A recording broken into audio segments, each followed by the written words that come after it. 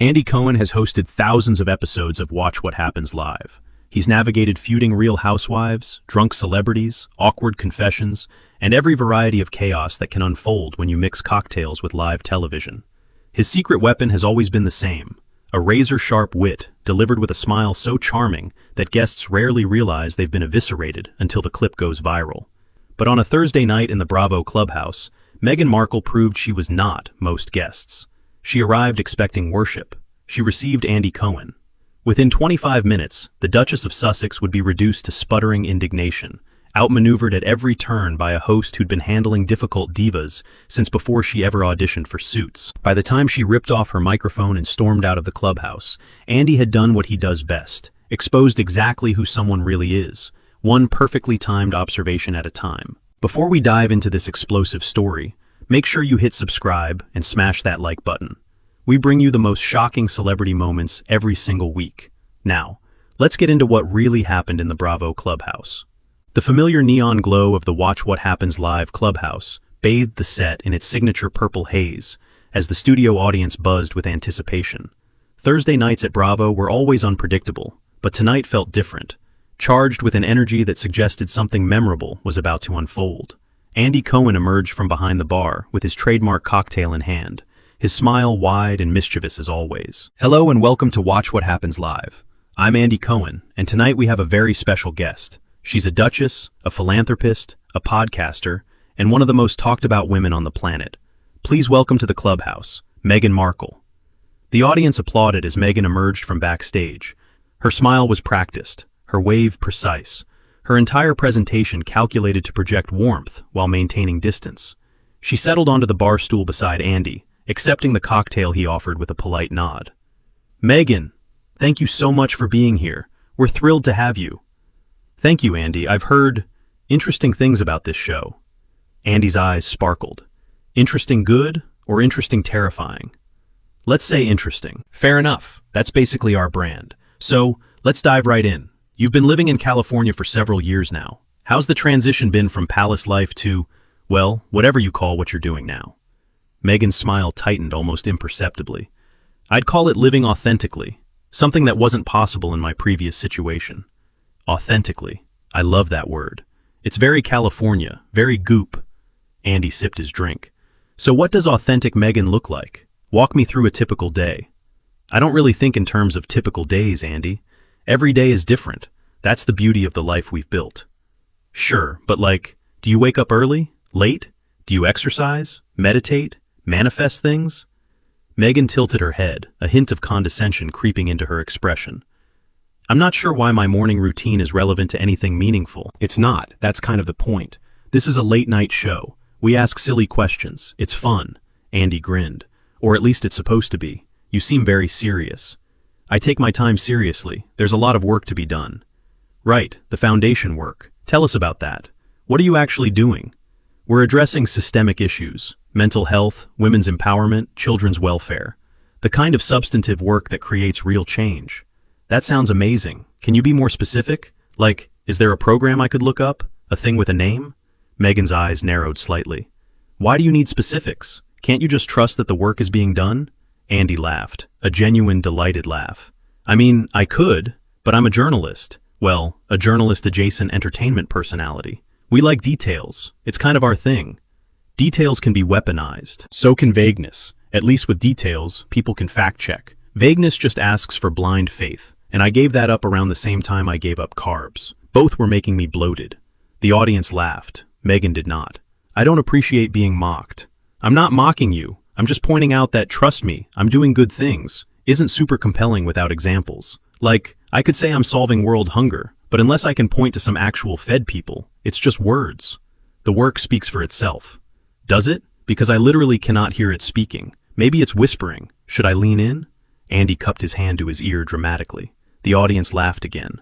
Meghan's jaw tightened. This is exactly the kind of superficial coverage that makes meaningful discourse impossible. Superficial? I asked you what you do, and you said things. That's not exactly deep, Meghan. I'm trying to go deeper. You're the one keeping us in the shallow end. Perhaps you're not equipped to understand the deeper work. Andy's eyebrows rose. Ooh, did you just call me stupid? On my own show? He turned to the audience. She just called me stupid on my own show. This is amazing television. I didn't call you stupid. You implied I'm not equipped to understand. In my experience, that's how smart people call others stupid without technically calling them stupid. It's very elegant. I respect it. Meghan took a visible breath, composing herself. Let's change the subject. Happy to. Let's talk about Harry. How's he doing? The shift in Meghan's demeanor was immediate. A wall going up so fast you could almost hear it slam. I'd prefer not to discuss my husband. Really? You've discussed him extensively in documentaries and interviews and a whole book he wrote about your relationship. But now he's off limits? Some things should remain private. Since when? You guys literally had a camera crew in your house for a Netflix series. Privacy doesn't seem to be a core value so much as a strategic choice. There's a difference between choosing what to share and being forced to share. But you're not being forced. You're being asked. By me. Very politely. With a cocktail in hand. This is about as gentle as questioning gets. The question itself is invasive. How's Harry is invasive. That's how people greet each other at parties. Hey, how's Harry? He's great. That's literally the entire exchange. You've made it weird by refusing to participate. Meghan's eyes flashed. I'm not here to discuss my marriage. What are you here to discuss? Because so far we've covered. Nothing specific about your work, nothing about your husband, and nothing about your daily life. We're running out of topics, Meghan. Unless you want to talk about the weather? Is the weather private too? The audience laughed more openly now. They could sense the dynamic shifting, could see Andy gaining ground while Meghan retreated into defensiveness. I'm here to connect with your audience about issues that matter. Great, what issues? Name one. Pick your favorite issue and let's connect about it. Meghan paused, seemingly caught off guard by the direct invitation. Women's empowerment. Fantastic. I love empowered women. I've built a career on them. What specifically are you doing to empower women? We're creating platforms for voices that don't usually get heard. Which voices? Whose voices specifically? Women from marginalized communities. Names? Organizations? Programs I could Google? Why does everything need to be Googleable? Because we live in the information age? Because accountability matters? Because people generally like to verify claims before believing them? Andy shrugged. Pick any of those reasons. They all work. You're being deliberately obtuse. I'm being deliberately curious. There's a difference. Obtuse would be accepting vague answers and moving on.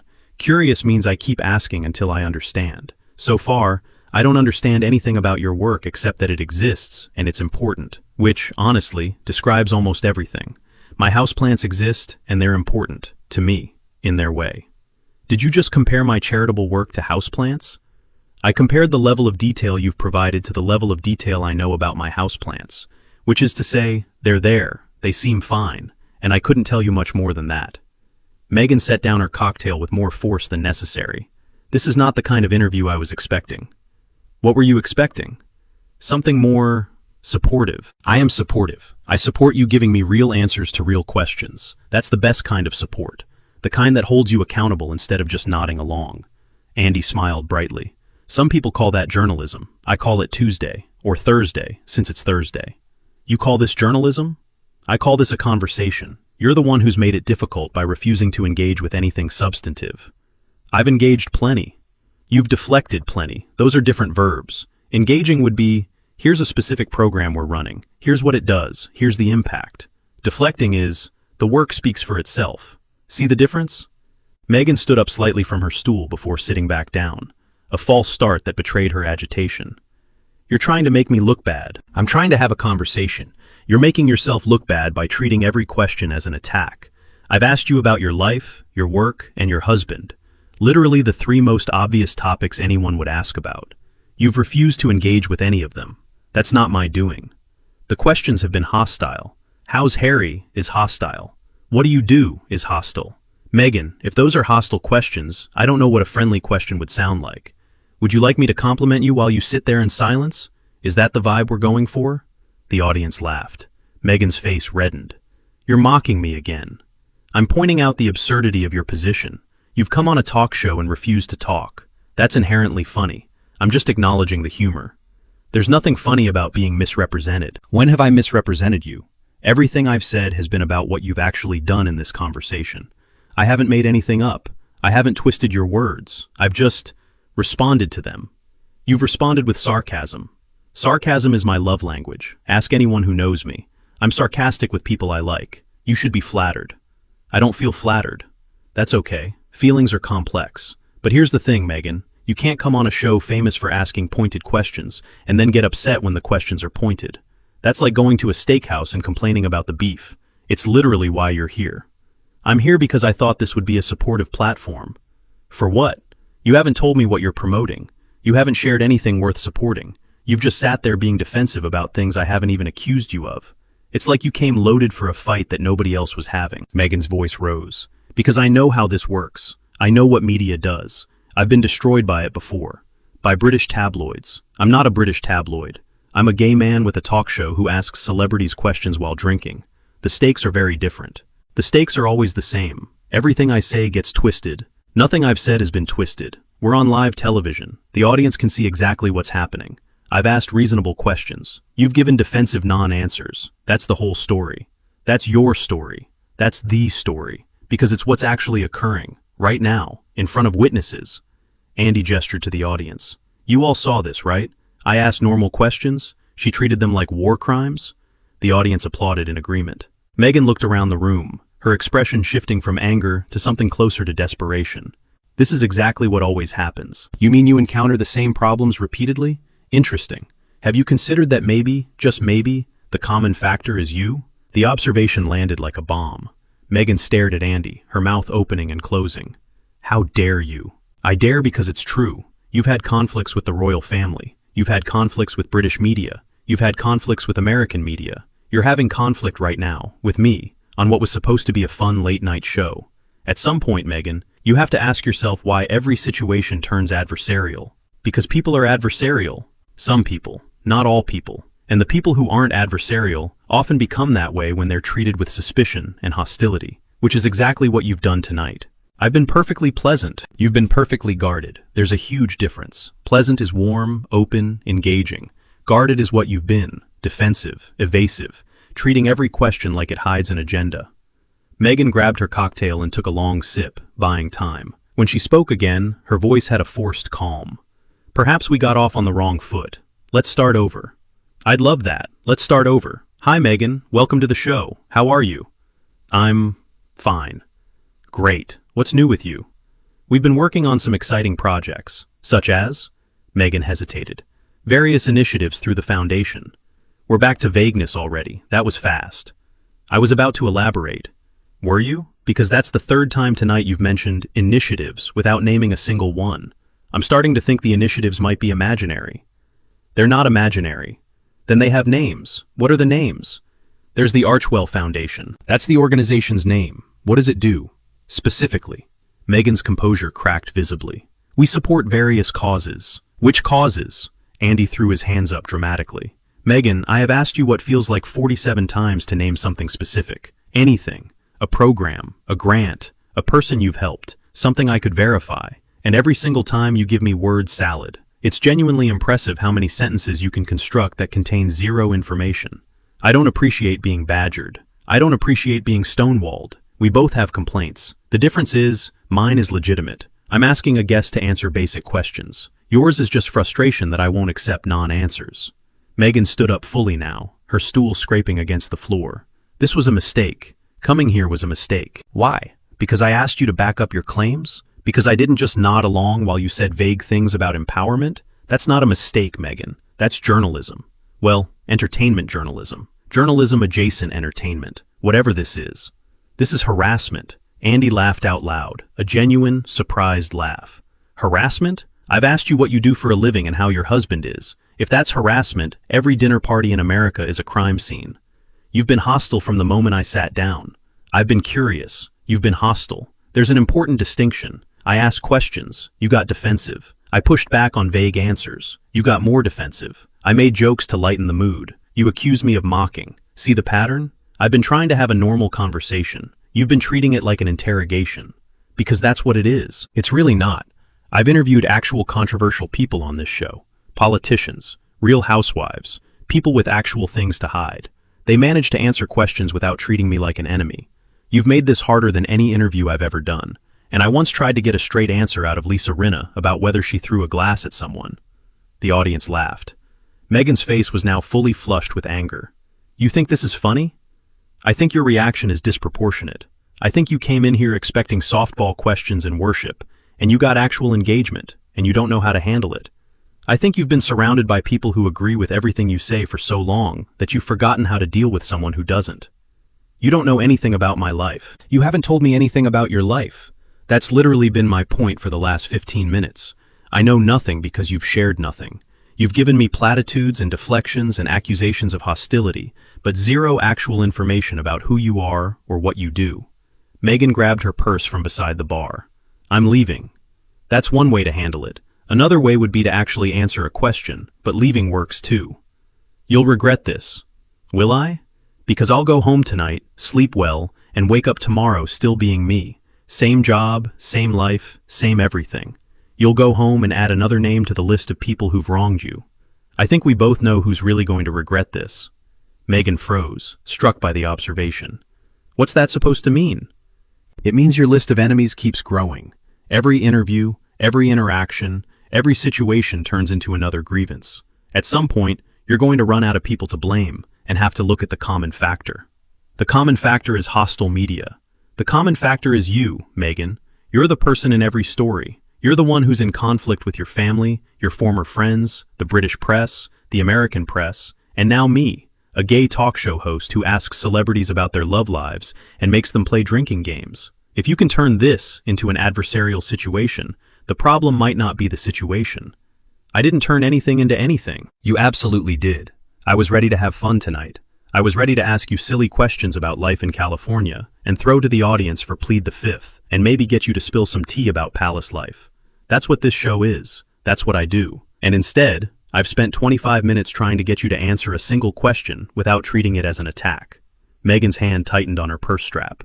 You were never going to give me a fair interview. Every question I've asked has been fair. The audience has heard every word. There's no editing on live TV. What you see is what happened. And what happened is that I tried to have a conversation and you refused to participate. That's not unfairness. That's just failure to engage. I engaged. You deflected. Different verb. I keep having to remind you of this. Andy sipped his drink calmly. Engaging would have sounded like, great question, Andy. Here's what we're working on. Deflecting sounds like, the work speaks for itself. You've deflected all night. I've just pointed it out. Meghan walked toward the exit, then turned back for one final statement. People will see this and know exactly what happened. They'll see how I was treated. They absolutely will. They'll see me ask, how's Harry, and watch you refuse to answer. They'll see me ask about your work and watch you say nothing specific. They'll see you get increasingly hostile while I remained calm and curious, and they'll draw their own conclusions. They'll see your bias. They'll see your defensiveness, and no amount of press releases will change what's on that tape. Andy raised his glass toward her. Thanks for coming, Meghan. This was genuinely one of the most fascinating interviews I've ever done. Not because of what you said almost nothing, but because of what you revealed. I revealed nothing. You revealed everything. Good night. Meghan stormed out through the clubhouse door, the sound of her heels echoing through the stunned silence that followed. Andy turned to the camera, his expression a perfect mix of bemusement and satisfaction. Well, that happened. We're going to take a quick break. When we come back, we'll do the after show with someone who actually wants to be here. Don't go anywhere. The audience burst into applause, supportive, sympathetic applause for the host who'd handled an impossible guest with unflappable wit. The interview lasted 26 minutes. Its impact would last considerably longer. And somewhere in Montecito, a duchess was learning what many before her had discovered, that Andy Cohen's charm is a weapon, his curiosity is relentless, and his cocktail is never too strong to prevent him from delivering the perfect line at the perfect moment. The clubhouse had claimed another victim. What do you think?